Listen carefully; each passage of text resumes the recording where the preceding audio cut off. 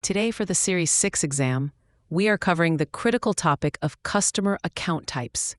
Understanding these distinctions is essential, as the exam will test you on the specific rules for ownership, transfer of assets, and fiduciary duties. Let's start with the most basic, the individual account. It's owned by one person who has full control. A key feature you might see tested is the transfer on death, or TOD designation.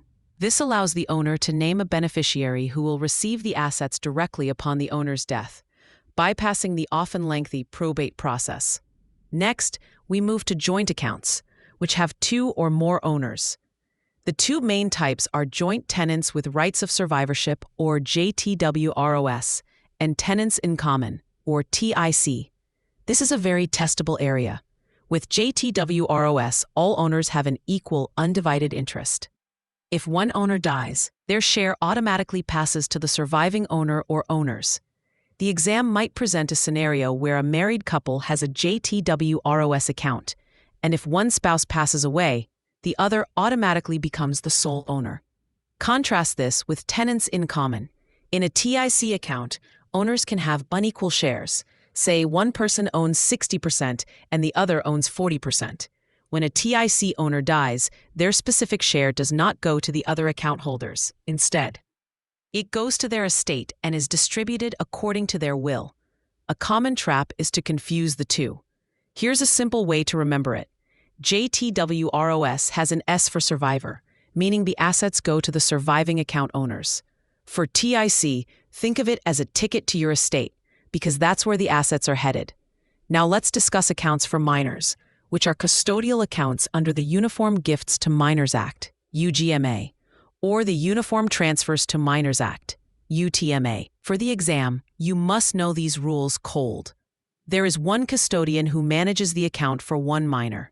The account is opened under the minor's social security number, and the minor is responsible for any taxes.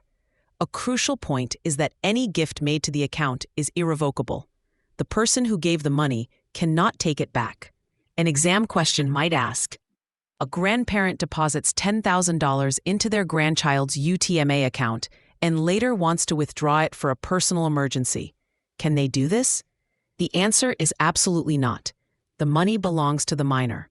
The main difference between the two types is that UTMA is more flexible and allows for a wider range of assets, including real estate, whereas UGMA is typically limited to securities and cash. Finally, we have trust accounts. A trust involves three parties: the grantor who provides the funds, the trustee who manages the assets, and the beneficiary who receives them. The most important concept here is fiduciary responsibility. The trustee is a fiduciary, which means they have a legal and ethical duty to act in the best interest of the beneficiary. They must manage the trust's assets prudently and avoid any conflicts of interest. The exam will test your understanding of this duty. For example, a trustee for a child's trust cannot use the funds to secure a personal loan or make highly speculative investments that don't align with the trust's goals. This concept of fiduciary duty also applies to custodians of UGMA and UTMA accounts. They too must act solely for the benefit of the minor, not for their own personal gain. Mastering these account rules and responsibilities will directly translate to points on your exam.